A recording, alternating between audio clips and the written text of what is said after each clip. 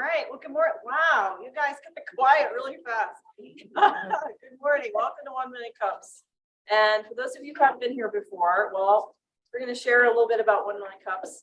So our mission is to lower the barrier of access to education and resources for all entrepreneurs.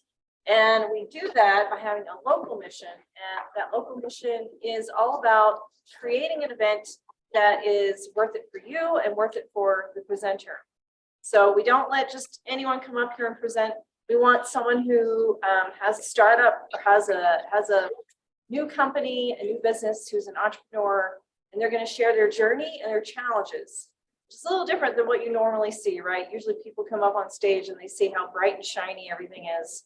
But up here, we're a little more vulnerable. And as the audience, you get a chance to help them with their challenges, as well as find a way to maybe help them think about their business in different ways. And we are, obviously, 1 Million Cups is a national organization. It happens every morning, 9 a.m. all across the country. And we are the best one in the whole country. And I've heard that from many people who've come to visit. So we really are. And we are the only one in New Mexico right now. And the key pillars, right? It is a presentation. It's not a pitch for a business. And we want to make connections, which we see that a lot here, right? As soon as the presentations are over, there's a lot of conversations over a cup of coffee, which is exactly what we want to hear. And it's run for the community, by the community. And we want to continually be radically and intentionally inclusive. And that means all kinds of entrepreneurs, all kinds of businesses. We want to see everyone up here. And this is really long, but basically you don't have to do this alone. We're here to help you find resources and connect with the community with your business. And if you have a business, if you sold to more than your mother, come and see us, come talk to us and present. We also make exceptions. So we're always willing to talk about, if you have a business that's a nonprofit, we usually don't do nonprofits. But if you're focused on business owners, we might make an exception sometimes. All right. And so these are our organizers. We have Paul Sauter right there holding up his book. We have Lisa Adkins. She's the COO of Fat Pipe, and she also runs her own business. So we also have Eric Rins-Whitmore, who's not here this morning. He's probably in Santa Fe working his other job. We got Adam Sparks-Brechtel, who does Sparks Flow. Myself, Sonia Doing. I am CEO of Plot Tuckies Publishing. And Ikoa and Oscar are not here this morning. Oscar's online. Oscar's online. Good morning, Oscar. All right. And and then we have our sponsors. So we have been here in Fat Pipe for 8+ years, right? Eight years. We started here 8 years ago in the back because it was such a tiny little group of people, and we soon graduated to up front. I, for one, am very thankful to Stuart, to Lisa for letting us be here. And if you guys are ever looking for a space to rent for a day, a week, a month, this is the place to come to get away from your dishes and your television set. And we have Jason Collin Photography, our awesome photographer. We have More Than Organized, who brings the creamer. Thank you, Miriam. We have Noventive Custom Software Development, who brings the donuts. So thank you for bringing the donuts this morning. We have Invive Solutions, who, I always forget. Do they bring tea and fruit when they're here? When they're here, they'll bring tea and fruit. We have Foundation for Sustainable Living, who buys our coffee. Thank goodness. Yes, we need our coffee. All right. So if you guys post online, make sure you use hashtag 1MCABQ. And I believe Adam was our coach for our presenter. All right. And I will put this right here. All right. Nicole, let's try to share your screen. Adam will introduce you. Good morning. She talked about how we make exceptions. And today, this morning, this is one of the exceptions because they have received funding through different agencies, but as far as like for the actual product and everything, that hasn't quite gotten to the, making money in that way kind of thing. So, but I think that in a lot of ways applies, but these are people that I've wanted to present for a while. And their name might be a little confusing because they're not exactly about solar. But Athena will explain that in a bit. And what they do, I'm pretty excited about, and I really want this to be out there in the world. And I'm excited to hear what they've got to go. So with that, we got Athena started it. Nicole is the CEO, and Walter started it with Athena. So they're going to introduce themselves. And they're presenting online because they have some vulnerable people in their environment. So that's the reason that they're not showing up in place. Good, we can see you good, Walter. Okay, so thank you for inviting us. My name is Walter Gerstel, and about 3 years ago, Athena and I co-founded a company. It was basically out of our desire to do something to help with this climate disaster that we're in. And rather than just wring our hands, we decided to do something constructive. I'm a retired professor of civil engineering from the University of New Mexico, and my main interest in this is the technology. That's what makes me have a good way to wake up in the morning. So Athena, why don't you take it from here? Sure. Thank you, Walter. As Walter said, he's an engineer, but so am I. I'm an energy and environmental engineer. My name's Athena Christodoulou. And we are, I met Walter actually at a climate rally where I was giving a speech to rally engineers about the climate, and I guess it worked. And in November of 2019, we tried to submit a proposal on a non-existent product to P&M. It was not smoke and mirrors, it was sun and mirrors. It was concentrating solar power, thus the name CSol power. But I soon realized that we did not need the sun and the mirrors, and we need to maintain our KISS principle, keep it simple. So I am an engineer, an entrepreneur, and a grandmother. And my focus is to make sure that my granddaughters, who I got to speak to via technology this morning in LA, have a livable planet. And I will turn it over to Nicole, who we brought on because we are two fairly tongue-tied engineers, and she is a wonderful person to bring us out into the open. Thank you. Thank you guys, both of you. My name is Nicole Maesta Solanovich. I have an MSW and an MBA. So both me and Athena are veterans, right? And Walter and Athena and I navigate around this environmental world together. So I specifically came into CSol Power because for me, it is about the equity and inclusion part of our business that makes me get fired up at the end of the day. And so that's a little bit about us. And we also have been working with Sandia National Laboratories to create our product. And while it's not at its selling state, we are really excited that we have been able to partner with them to begin research on our product. And then we also, our affiliate SunShare, they own a stake in our company. They do community solar, and we will be utilizing their solar farms in order to practice our technology on those solar farms. So I want to make sure that I invite them into the fold because they've been here and that's where we're getting our, dollars and cents. Now, what is thermal energy storage? What is the product? Well, that's right here on this chart. In a perfect world, our ethos says we want wind and solar to go into thermal energy storage. Anything that has been turned into electricity or heat can be stored inside of thermal energy storage. And we're thinking about thermal energy storage. It could be anything from the size of a chicken coop, 8 feet by 8 feet in your backyard if you have some solar panels, all the way up to the size of a peaker plant. And allegedly, as we map over to net zero by 2050, we should be phasing out peaker plants. And so that is our technology in summation, right? Now, I want to be honest, we can use this thermal energy storage with oil, gas, nuclear, hydrogen, anything that has already been converted into heat or electricity. But our ethos says we want clean energy, and that would be wind and solar. And so one of the greatest issues of our time is, how do we create that product? We know right now China owns 70% stake in the lithium market.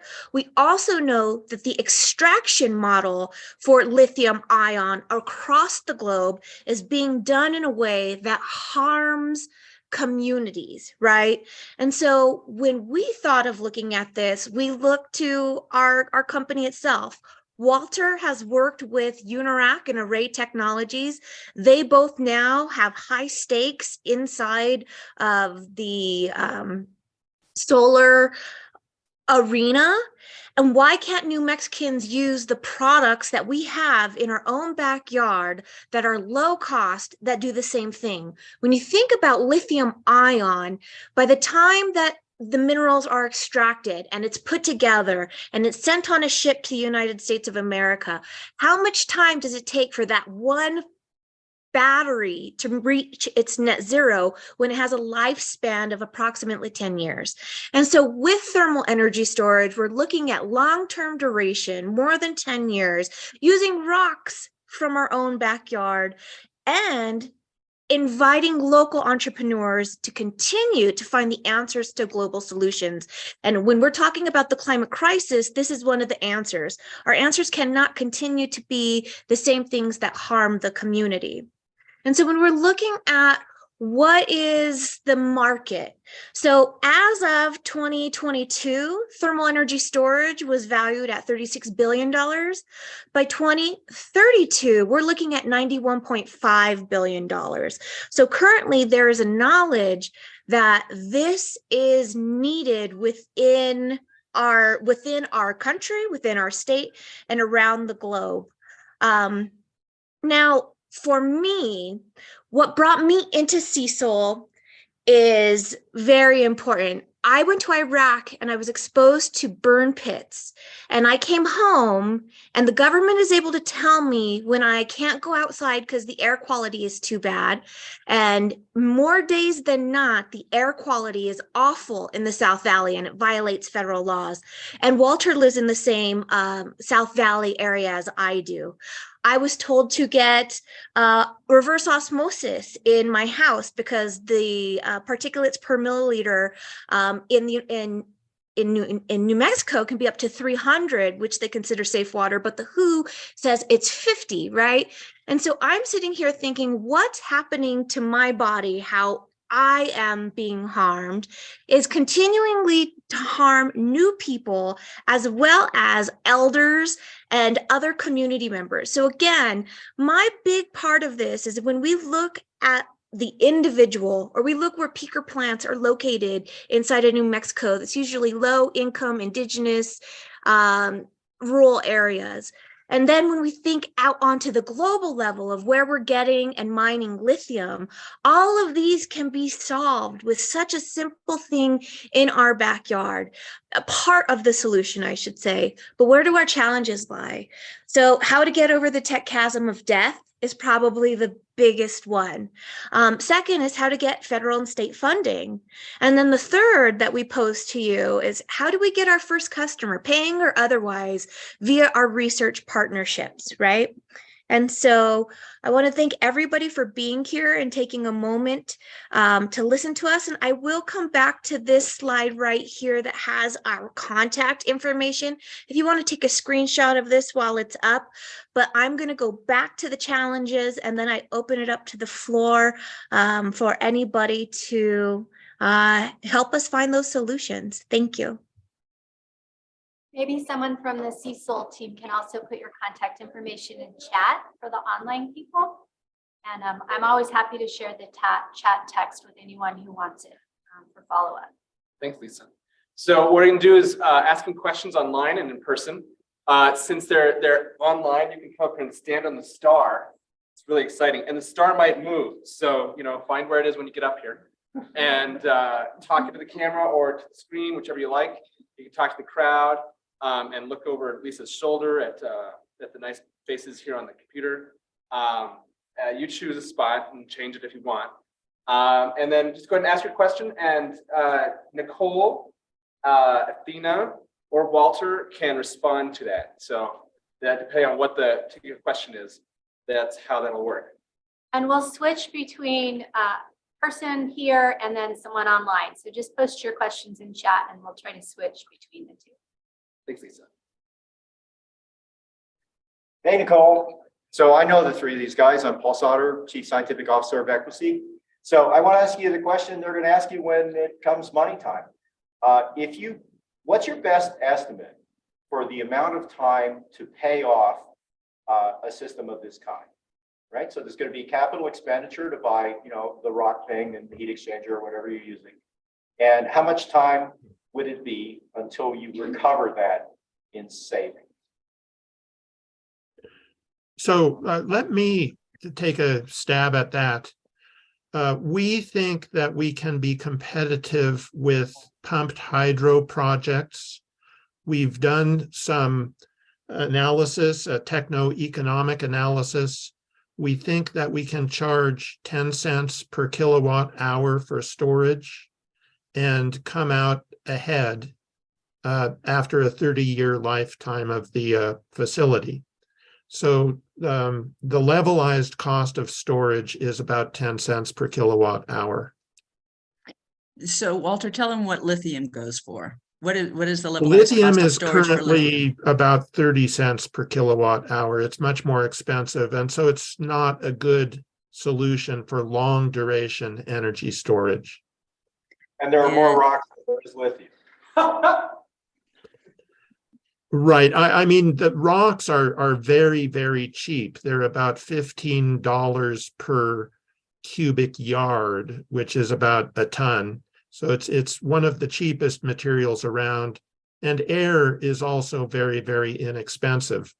Most of the cost is going into the machinery and the engineering design and that sort of thing. And I'd like to jump in also because, Paul, it sounds like you think we're going to be operating these systems. We are not. Our model at this point, our model is to design and build them and turn them over to whoever is going to be using them, either a power utility company or, in the case of district heating, to the district, municipality, or university.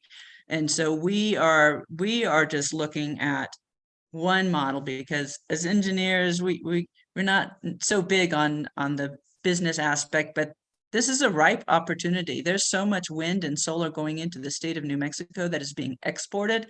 They are definitely now looking for storage, and and the nation is going to have to make sure that we have good, decent storage in order for us to continuing. Yeah, so the rates that you're talking about are favorable, so that's a good indication. Mm-hmm. Thanks. We'll go online now to Sue Pelosny. I think she had asked what is a peaker plant, right? Yeah, she did in chat. Oh, I'm sorry. I realized I was muted. Yes, I just repeated that to you, Nicole. Yeah. Okay, so I'm bringing up a map of peaker plants right here, right? So the peaker plants are what we currently use to house what we call dirty fossil fuels, right? And this is where they are located all over our state. And as you can see, looking at this demographics chart right here, they are primarily in low-income minority areas around our state. So what is a peaker plant? It is a power plant that generates electricity when we need a lot in a very short period of time, like in the heat of the summer when everybody's running their air conditioners. And so we need to make sure that we have the electricity, and power plants and utilities use what's called peaker plants. They are the most polluting ones, but they are typically only run for an hour or a couple hours. So are you saying your system would then alleviate our dependence on these peaker plants? Yes, because they would store the energy that we need to add to the grid, and in conjunction with electric generators and turbines, they could provide that. Thank you. All right, we'll go. Hello, Miriam Ortiz-Pino with More Than Organized. What the heck is the tech chasm of death? Same situation we had with Adam last week. We don't know what you're talking about and we get the gist, but not the specifics. The tech chasm of death is you have a good technology, but you don't have a customer really yet. You don't, you can't really produce it unless you get customers. Tesla overcame it by making sure that their first cars would only appeal to very, very, very rich people.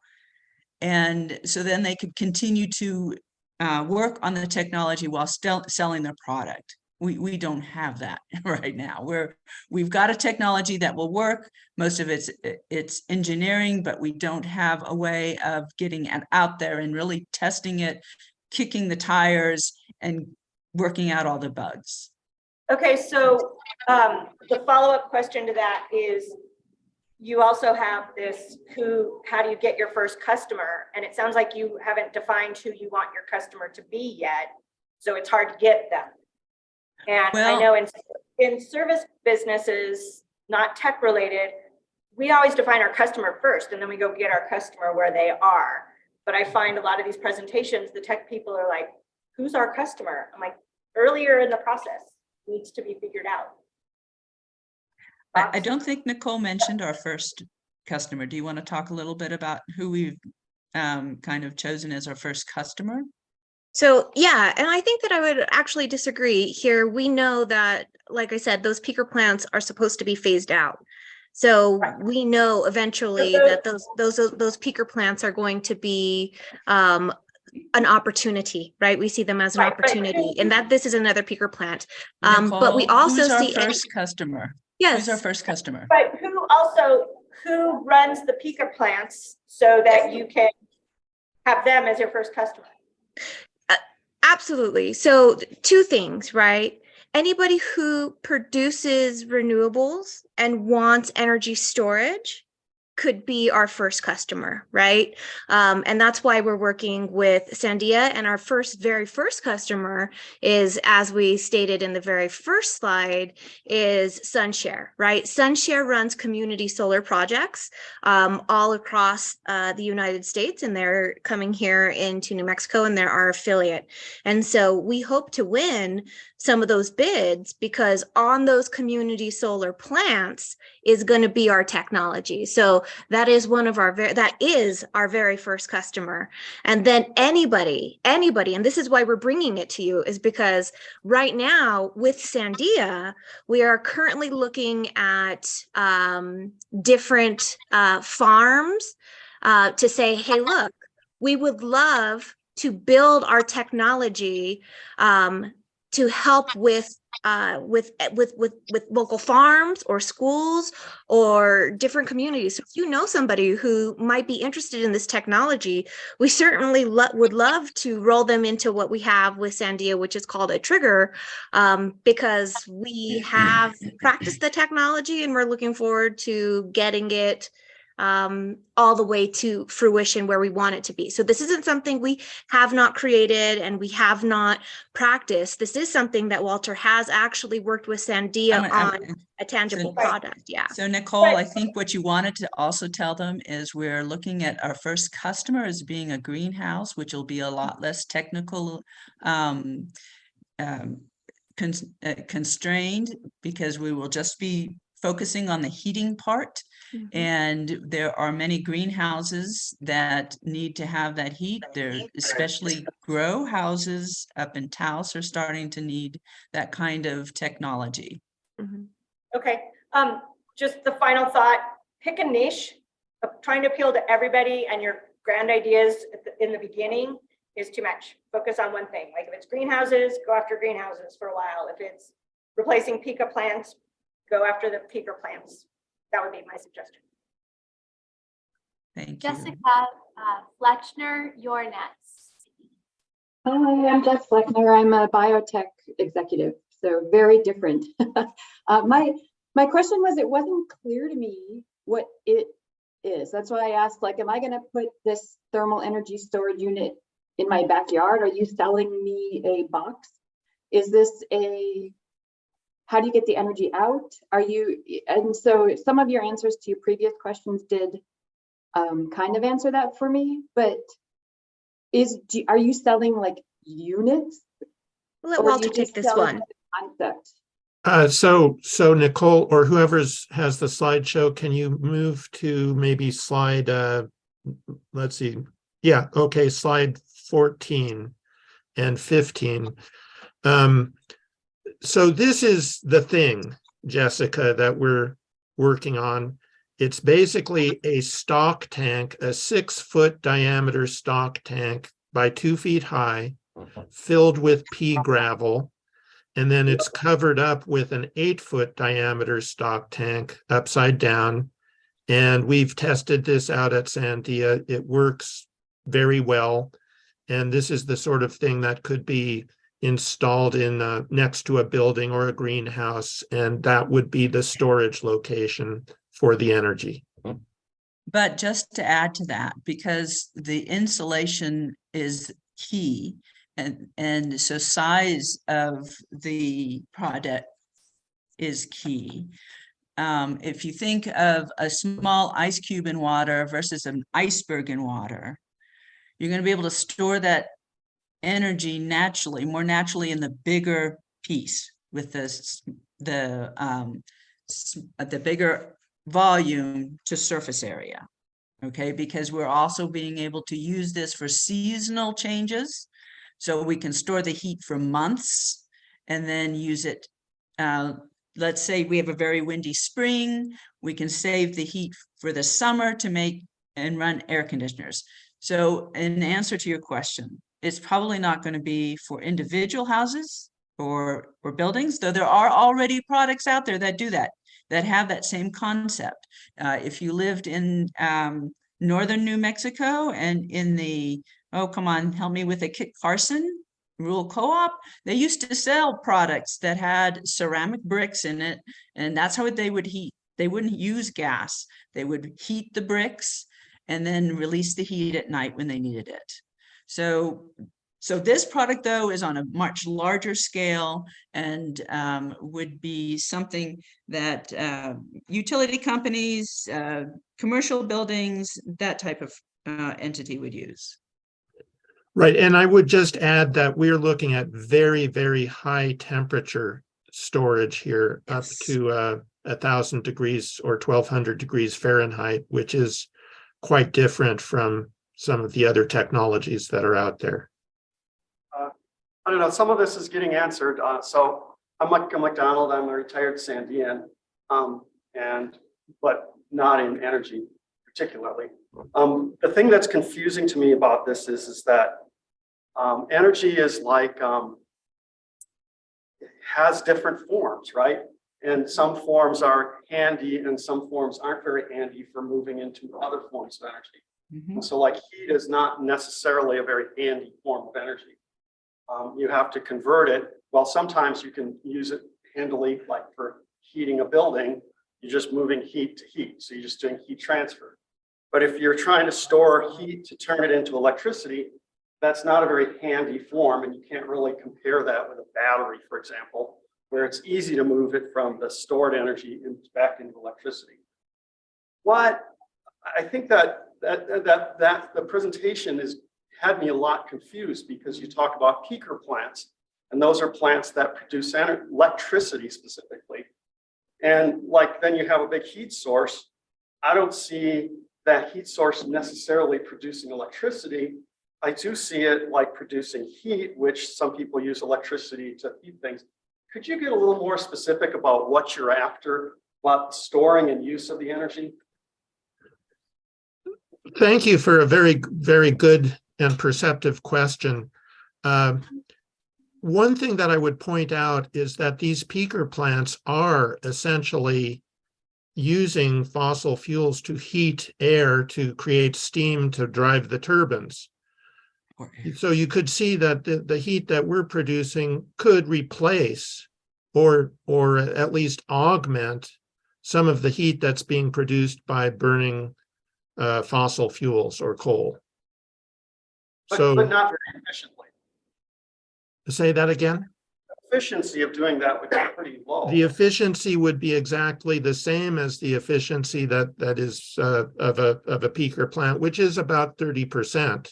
30% of the natural gas that's being burned is actually turned into electricity. And I would add to that the fossil fuels as it is now, only about 30% of that energy being used is actually going to useful work. Right. So it's terrible, but at least we wouldn't be putting out carbon through our process. Or having children mine lithium, which is the big deal Yeah. these days. Or trying to set up a super ridiculous system of hydrogen, supposedly clean hydrogen. Sue, you had another comment you wanted to share? Yes, thank you. And so understanding that I'm not sure where you are in terms of your product going for commercialization, but I think you would be a really good candidate for the Clean Energy and Resilience Program. It's funded by the DOE, and it's designed to help startup clean energy companies really stand up. And I'm happy to send you, I got your emails. I'm happy to send you the information about it if you're not already familiar with it. And it's being offered through Arrowhead. Okay, so thank you, Sue. We've actually already been in the program. That's good. who, and the Economic Development Department of the state did send us there. And it's an excellent program for startups and people just getting into the technology. But we are pretty far along, and actually thermal energy storage, folks, is the oldest energy storage of our planet. How do you think we keep from being a popsicle in space? Anyways. Thank you all for your presentation. I'm Barbara Dawson with Purple Mulch. And I have a hoop house. So when you were talking about greenhouses, I went, oh, good, because I've got two great big black barrels in my hoop house filled with water, but still I cover all my plants this time of year with sleeping bags so that they don't freeze as we get down. So I guess I was hoping that it was going to go to us little guys, but that's not where your energy is going. But I do have a request. If I've got these great big barrels painted black and they're filled with water, would they be better storage of heat if I put rocks in them also? Yes? Oh, good. All right. I got my work cut out for me. All right. I guess, is that correct? Those of you online? I'm sorry, what was the final question? Oh, I'm just saying, am I going to hold more heat in my hoop house if I put rocks in my big black tanks that have water in them now? If I add rocks, will it hold the heat and conduct the heat more so that it goes out during the night? Let me take a stab at that if I may. Actually, water has a higher heat capacity than rock. But the trouble is that water boils at 100 degrees centigrade, 212 degrees Fahrenheit, whereas rocks can be heated up to much, much higher temperatures. And so that's what we are focusing on, is the high temperature energy storage, which then allows us to store much more heat than water could store. So his answer is, because you're not trying to boil the water in your tanks, that it's probably best to keep it with water. Okay. At that temperature, that's right. Okay. All right. Good to know. Thank you. Amy, you have a question or a comment online. You can unmute and Hi, I'm Amy Ero. I own a company called Pink Jacket. We're a technology solutions company. I came here recently from Texas. And of course, I may have old data, but at one point, I believe Texas was the largest user of wind energy in the country. They still are. And they still are. Oh, okay, well, there you go. I didn't know if, I mean, with the failures that we've had over the grid over the last several years and the insane amount of money they're charging people in the state of Texas for electricity, if you found maybe an ambassador on that side to get you in front of maybe the Pickens people or something like that, that might be a place to start in terms of trying to go after a municipality. Thank you, Amy. I think wind is a very untapped area for energy storage. And yes, that would be lovely. If you know anybody, please reach out. Strangely enough, I may have a connection for you. So if that pans out, sadly, Mr. Pickens died quite some time ago, but I do know somebody that knew him very well. So I'll see what I can do for you. Thank you. Awesome. Dr. Norm? Hi, I'm Dr. Norm with drnormsconnections.com, and I'm in the dementia prevention business. So my question is, and maybe you explained it, maybe I didn't hear it, maybe I have a little bit of dementia, but I don't understand how the heat from gravel, water, and all that, from greenhouses and all that, how that the heat gets to peat plants. Is that through pipes or is it through electricity from the greenhouse? Or I mean, I don't understand that. And I had one semester of geology way back when, so pardon me for not understanding, but can you explain the concept of getting the heat from the greenhouse to the peat plant so that you can create electricity? That's what I'm confused about. Let me take a stab at this question. Thanks. Good, very good question. And yes, this is a good slide to look at.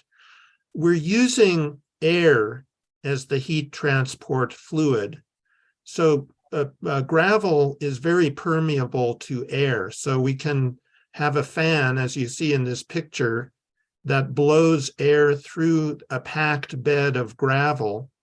And then we have a heat exchanger, which then produces steam. So a steam generator, for perhaps if we want to use steam to drive a turbine. Okay, so the turbine then creates the electricity that's sent to the battery storage, the storage unit.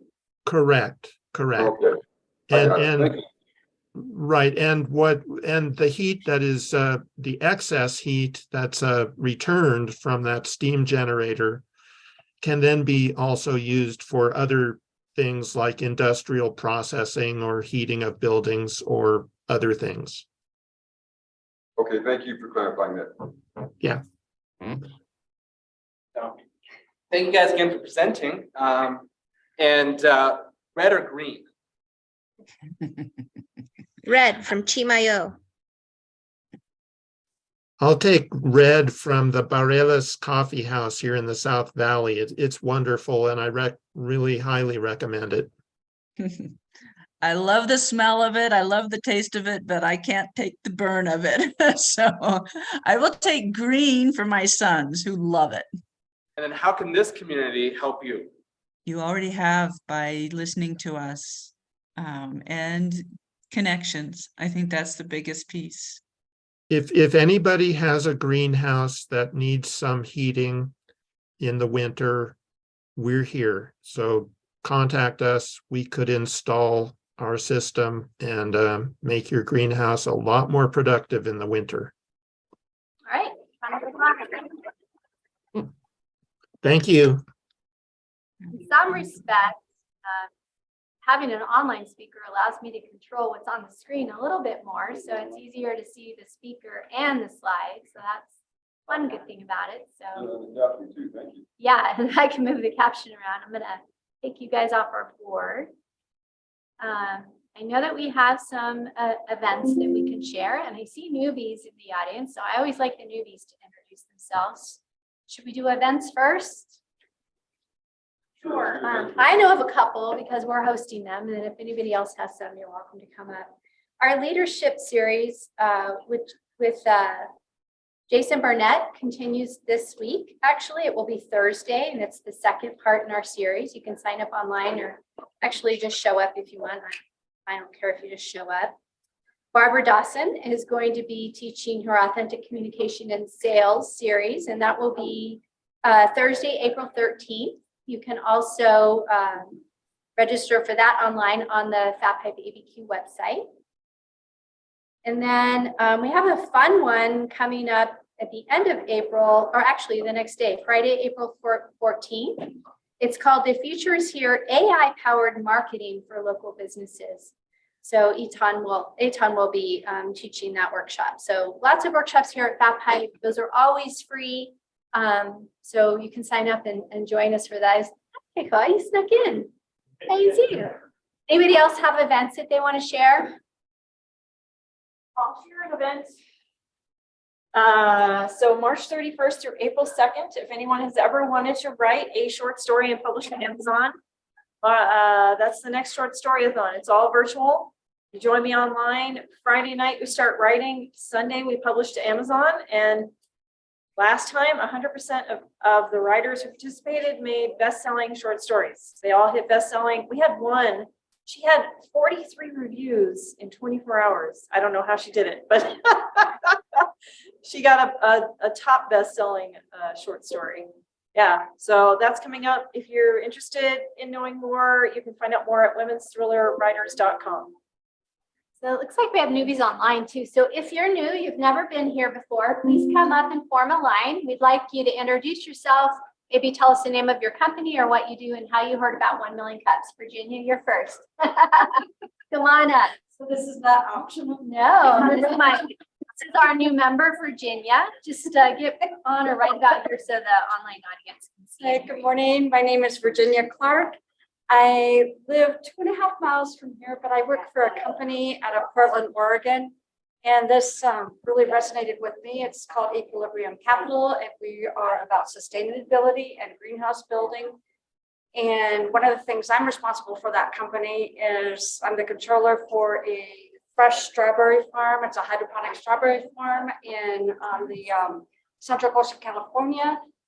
Just to let you know, hydroponic strawberries uses about 90% less water than a field strawberry does, but we invest in and are continuing to invest in renewable energy and water savings opportunities. And so we anyway, I started working for them 2 years ago, and I've been working remotely for the last 2 years, and I decided for my own mental health, I needed to get out of my house a couple days a week. So I started officing here today, and what a wonderful way to start the day here. So thank you. Welcome. Thank you.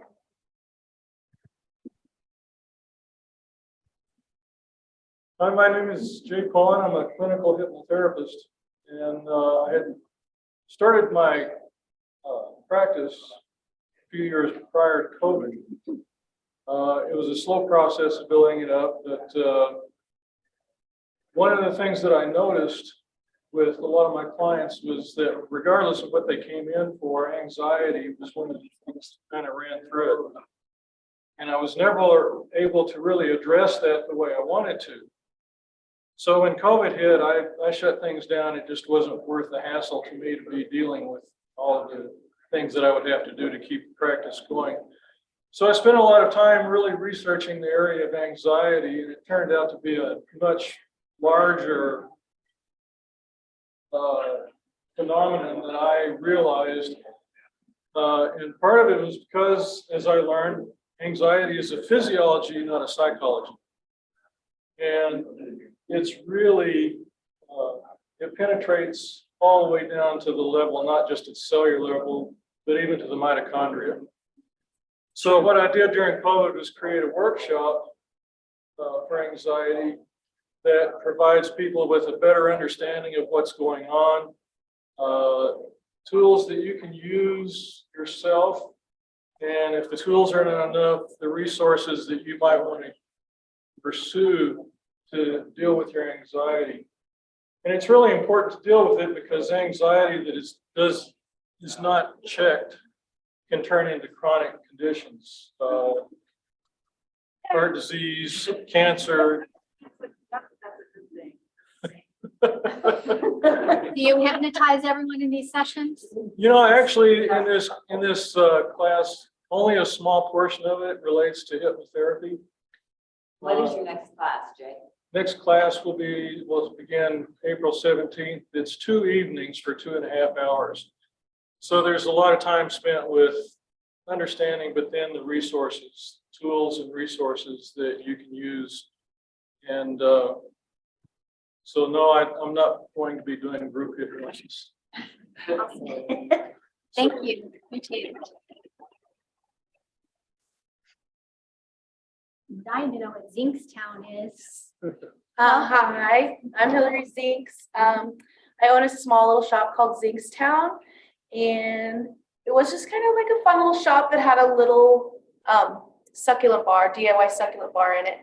And then I kind of accidentally grew it, and now that's like my whole business. And I have a magical DIY succulent bar where people get to make like a manifestation or a wish, and then they get to pick out succulents in pots, and then they get to pick out magical items like crystals and flowers and herbs that help bring their wish to fruition, and then they get to decorate their pots. So it's really taken off. The community has just blows my mind every day how busy we are, and it's something like I don't think that's ever been done before. We've looked it up. We can't find anything like it. So yeah, that's here. It's in Manal, Wyoming, and you guys are all invited. Maybe So- you should sign up to present. Yeah, We'd like to hear more.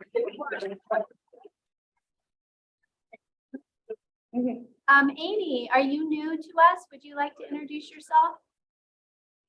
Hi, thank you, Andrea, for the invitation. Yes, I'm new. My name is Amy Ero, and I'm the managing director and co-owner of Pink Jacket. You can find us at pinkjacket.com. We help businesses go from IRL to URL. So your in real life brand, we take it online through developing websites that incorporate technology, social media, email marketing, programmatic advertising, and all the creation of content that goes along with that. So if you want your business to thrive online, you should try on the Pink Jacket. Oh, I love your tagline. It's so good. Thank you. Thank you. Anybody else online new that would like to introduce themselves? All right. Paul, you can either come up and wrap us up or do a new activity, or floor is yours. All right, floor's Get- mine. Get over here though. On the star, yeah. It won't take too long, folks. Oh, you're waving. Please. Okay. Hi, I'm Clifton Chadwick, and I always come here and I say I'm with Comunicaciones Cocopelli, create ad content and whatnot. And that's a sign on my office door at the house. But I got a day job, and I want to remind everybody that this is the fund driver for KUNM this week, the best community radio show in town. I'm going to call in on Thursday during the jazz show, my favorite show, which is preceded every day by Native America Calling, which is my day job. National Underwriting Sales Director for Native America Calling, recognized yesterday by POTUS as a National Endowment for the Humanities Medalist. So since 1995, yeah, we do that work. I'm pretty tickled, so thank you. Awesome. Anybody else? Last shot. Okay, every week I tell you, reach out to entrepreneurs, help somebody, share your knowledge, something good will come of it. A lot of time that doesn't happen, but every once in a while, this arrived in the mail yesterday. This is a book in German on managing muscle disease in horses. And the author has a chapter on the genetics, and we went back and forth on that extensively. And I don't speak German, but I can if you like, as Lady Gaga says. So keep reaching out to the community, and sooner or later, something cool comes back to you. Are you quoted in the book? Yeah, there's a whole chapter. Oh, My that's so name's on the cool. cover, all that stuff.